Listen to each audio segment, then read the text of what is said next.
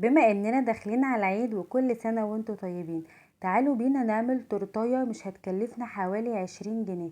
اقتصادية جدا وسهلة جدا جدا وبسيطة. عايزة اقول لكم بجد تحفة وفي منتهى الجمال.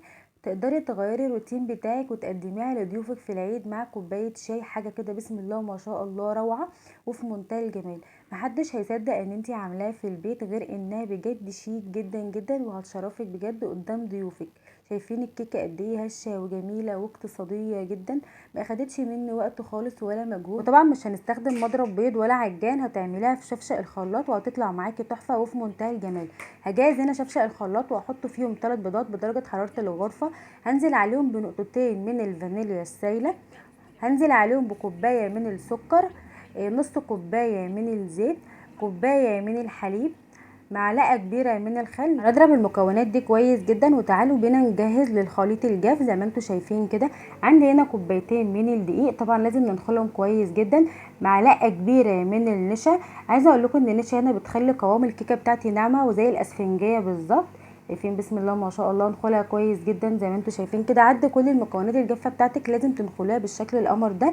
هضيف عليهم معلقتين كبار من الكاكاو الخام الغير محلى، رشه من الملح، معلقه كبيره من البيكنج باودر زي ما انتم شايفين بسم الله ما شاء الله تحفه وفي منتهى الجمال. قلبي المكونات الجافه بتاعتك دي كويس جدا علشان تضمني ان البيكنج باودر يتوزع في الكيكه كلها، ما تبقاش حته عاليه وحته واطيه. هنزل عليهم بقى بالخليط السائل زي ما انتم شايفين كده بسم الله ما شاء الله. قلبي بالراحه جدا علشان عايزه اقول لكم ان مرحله النخل دي بتدخل هواء للكيكه بتاعتنا، فانت حاولي تقلبي بالراحه في اتجاه واحد علشان ما تفقديش الهواء اللي انت دخلتيه للكيكه بتاعتنا زي ما انت شايفه كده. شايفين قوام الكيكه قد ايه جميله جدا بسم الله ما شاء الله. عايزه اقول لكم ان طعم الكيكه دي بجد ما تفرقش حاجه عن الجاهزه، مع انها ما فيش فيها حاجه يعني مكلفه.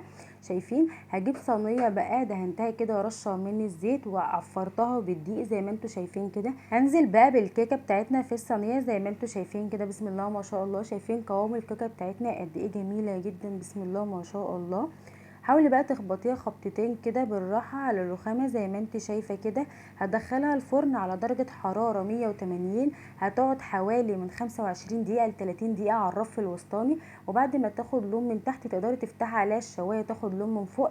شايفين بسم الله ما شاء الله. تعالوا بينا نجهز جناش اقتصادي نزين بيه الكيكه بتاعتنا. عندي هنا كوبايه من الحليب، معلقتين من الدقيق، معلقتين من الكاكاو الخام الغير محلى، معلقتين من السكر. قلبتهم كويس جدا على البارد، وبعد ما دابوا واتاكدت ان المكونات بتاعتي كلها اختلطت هرفعها على النار زي ما انتم شايفين كده. واول ما احس ان هي بدات تغلي هضيف عليهم مكعبين من الشوكولاته الخام زي ما انت شايفه كده بسم الله ما شاء الله. هنزل عليهم بمعلقتين من القشطه. عايزه اقول لكم ان القشطه دي بتخلي الصوص بتاعنا غني. شايفين بسم الله ما شاء الله قد ايه. عايزه اقول لك ان هي طول ما هي على النار ما ترفعيش ايديكي منها علشان ما تكلكعش منك. شايفين الكريمه بتاعتنا لفت وبقت بجد تحفه وفي منتهى الجمال. الصوص ده سهل جدا وبسيط وما اخدش مني وقت خالص وطعمه بجد مختلف. طبعا بعد ما رفعتها من على النار زي ما انتم شايفين كده هفضيها بقى في بوله تبرد تماما لحد ما الكيكه بتاعتنا كمان تبرد زي ما انتم شايفين كده بسم الله ما شاء الله. هغطيها بكيس نايلون علشان طبعا الكريمه بتاعتنا ما تعملش قشره. شايفين بسم الله ما شاء الله. ادي بقى الكيكه بتاعتنا انا طلعتها كده وهقطعها على نصين وكل نص هاخده على 2 زي ما انتم شايفين كده بكل سهوله. شايفين بسم الله ما شاء الله. عايزه اقول لكم قد ايه الكيكه دي هشه جدا جدا وخفيفه قوي. شايفين بسم الله ما شاء الله سهله جدا ما اخدتش مني وقت خالص. شايفين مسامات الكيك قد ايه مفتوحه ولا مكتومه ولا اي حاجه من دي خالص. حطيت بقى الكريمه بتاعتي في كيس كده من بتاع الحلواني وابتديت بقى اعمل شكل حلزوني كده رايح جاي زي ما انتم شايفين بكل سهوله علشان ازين الكيك بتاعي بالشكل القمر اللي انتم شايفينه ده. شايفين؟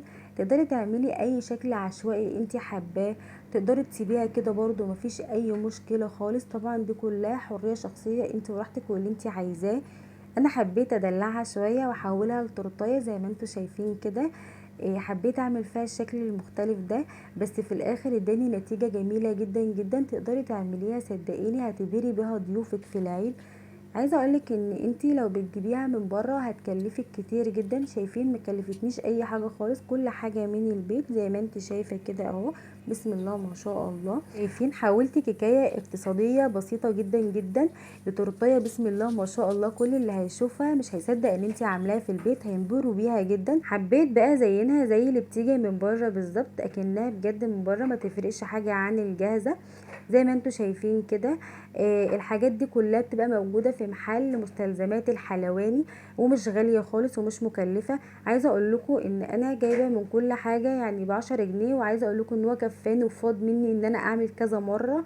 زي ما انتوا شايفين كده، الاشكال دي كلها موجودة في محلات مستلزمات الحلواني. تقدري تجيبيها وتدلعي بيها اطفالك وتفرحيهم بيها. تقدري تسيبيها كده زي ما انت شايفة بالشكل القمر ده.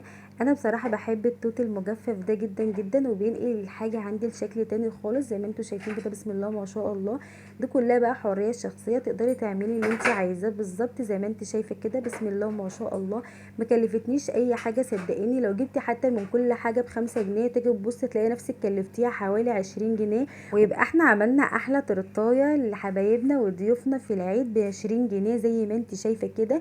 سهلة جدا وبسيطة قوي. طلعت لي في الاخر شكل شيك جدا جدا زي ما انتوا شايفين كده. عايزه اقولك ان انت لو بتجيبيها من بره مش هتجيبيها اقل من 200 جنيه زي ما انتوا شايفين كده. هاخدها بقى على التلاجة حوالي ساعتين كده، علشان بسم الله ما شاء الله الفواكه اللي على الكيكه بتاعتي تمسك عليها اكتر. شايفين جميله قد ايه، بسم الله ما شاء الله. بعد ما طلعت من التلاجة بجد شكلها فرق اكتر.